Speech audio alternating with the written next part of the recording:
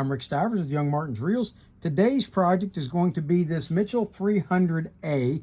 And now I had no intention of doing a video on this reel until I tore it apart and put it all back together and realized, hey, I've never done one of these reels before.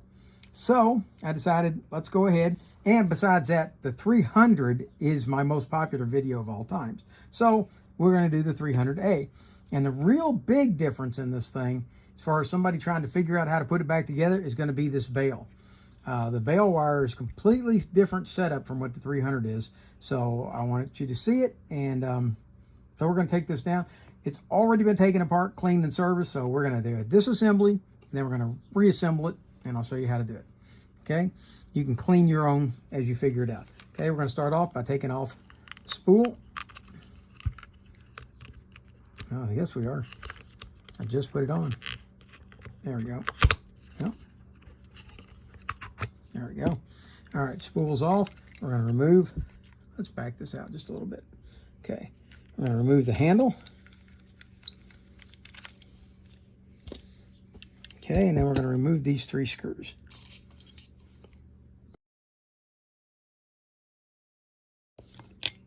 Okay, then we're going to remove the cover. I'll set that over to the side along with this gear and this gear and this gear. We'll put all those back shortly. Those all pretty much go back together the same way as they did in the 300, along with this part here. Okay, I'm going to come over here, and now we're going to remove the axle shaft. And we're going to leave this piece in. Basically, I just took that out for cleaning purposes. You can usually take this out and service it without removing this part. But if you do need to remove this slide, you can remove that screw, and it just lifts out. And there's only one way it can go back in. Okay, now we're going to go ahead and remove the nut.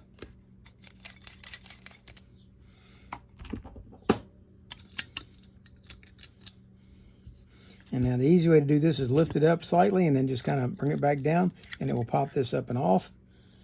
I'll set that over to the side along with its shim pack. Okay, and we're going to take the rotor off. And now that's all ready to be taken apart and cleaned, or taken, scrubbed, and cleaned, which it's already been done. All right, now I'm just going to bring us down to this bail. And this bail, it appears that it's similar, but it really is not because of the way the bail spring mounts. We're going to go ahead and remove this side over here first. Okay, we'll set that screw with this piece here, and then that just comes off. And on this side over here, we have a screw that goes up through. Okay, we're going to lift that out. We're going to remove the screw, put that back in, like so. And that brings us to this bail trip arm right here. Okay, and it's tripping beautifully, but we're going to take it apart so that I can show you how to reset it. Okay, the first thing I'm going to do is disable this arm down here by taking that spring off. That relieves the tension off of that. Okay, so that it can free flow, and we'll keep the, as a matter of fact, I'm going to go ahead. It's easier to do this with that off, so we'll go ahead and remove that.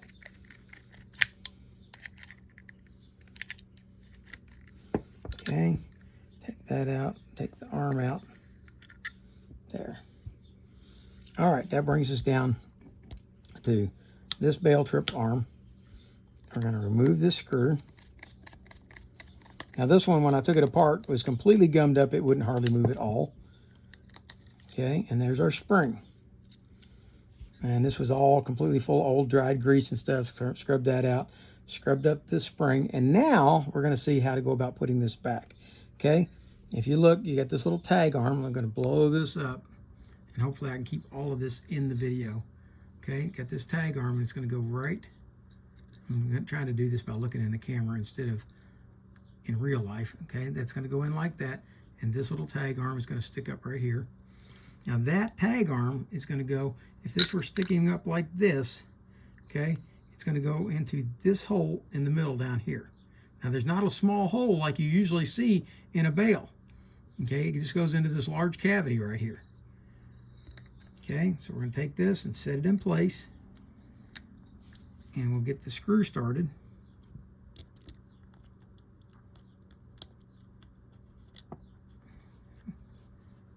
least that's the plan.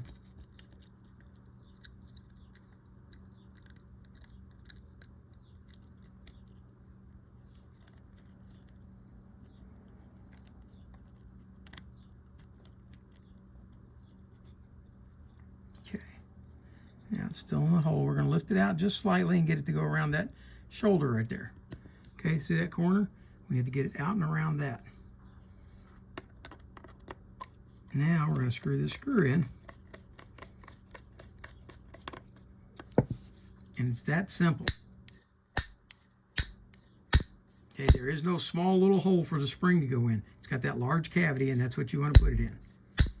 Okay, once you've done that, you're in good shape. That was the hardest part of the whole thing, and as you see, that really isn't difficult once you know the secret. But if you're looking for a small hole to put it in, or if you're doing like I did and try to put it into this little notch right here, it's not going to work. Okay, there we go. Now we're going to put the trip arm back in, and I think we can come back out just a little bit for this. Okay, this is going to go back into that hole.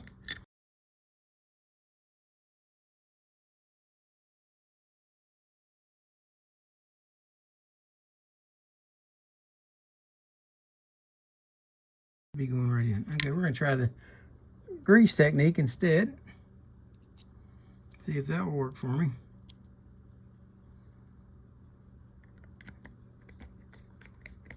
And that seems to work much better.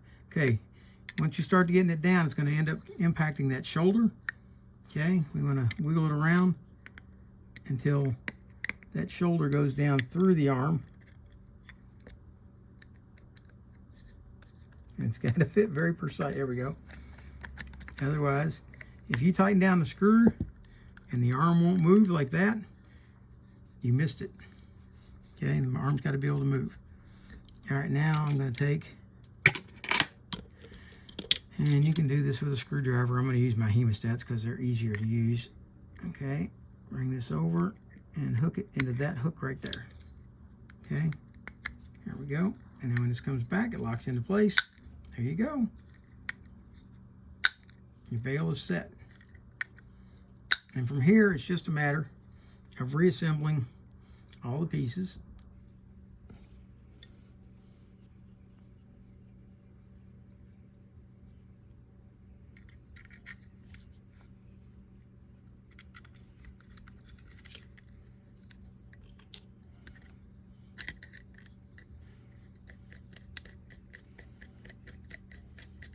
Now we're not going to tighten that all the way down yet.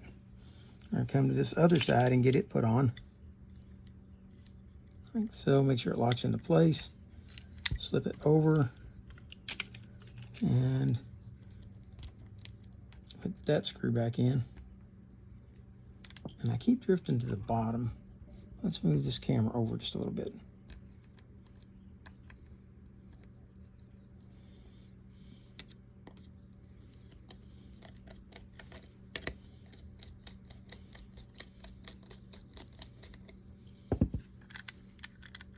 Okay, now see, it's still loose because we didn't tighten down the other side yet.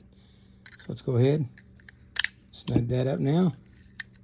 And we should have a good operational bail. We do. We're ready at that point. Set the bail, set the back on, set the spool. How about rotor? There we go. Set the rotor back on. Set the shim packs back in place. And when you do that,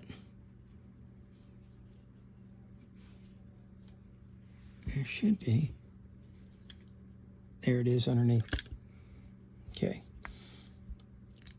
Mine, the last several of these I've taken out had 2 copper and then 1 phenolic. And the phenolic always goes on top. Don't ask me why that would make a difference, except maybe dissimilar metal corrosion. That's as best I can come. All right, for some reason I stuck the nut way over here on the side, where all the rest of the rotor pieces were. I guess it's because it was the first piece I took off, but try to keep your pieces together so that you know where they go. Okay, we're going to tighten down the nut. Don't get carried away with it, it's aluminum. Okay, we should be able to trip this now, and when that trips, There's our operational bail. Okay. All these pieces, you're not seeing me grease them because I just greased them just 15 minutes ago. So I'm not re-greasing them all. You can grease them all as you choose. Grease and oil. I do oil my axle shaft instead of greasing it.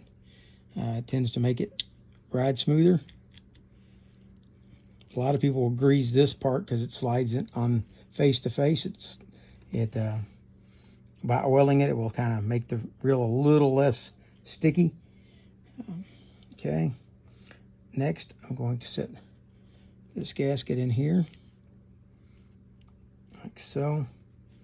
And I'll flip this over, and we're going to put this pinion gear here. And then we're going to put this gear. Now notice this is I call it the crown gear, okay, because it kind of looks like a crown. We're going to set that in place down here, and you'll know if you've got it in place correctly because you'll be able to rotate it all the way around and watch this piece go all the way up and down. If it jams, you don't have it set right. So that center piece on the crown should fit into the center hole on that gear slide right there. Okay, so that's how you do it.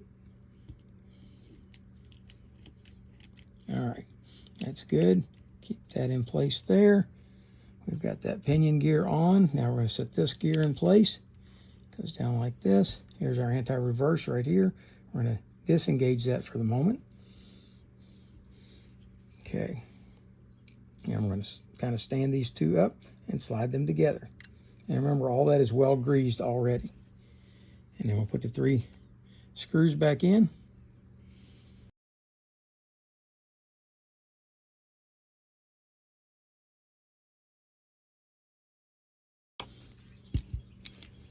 We'll put the gear or the handle back on.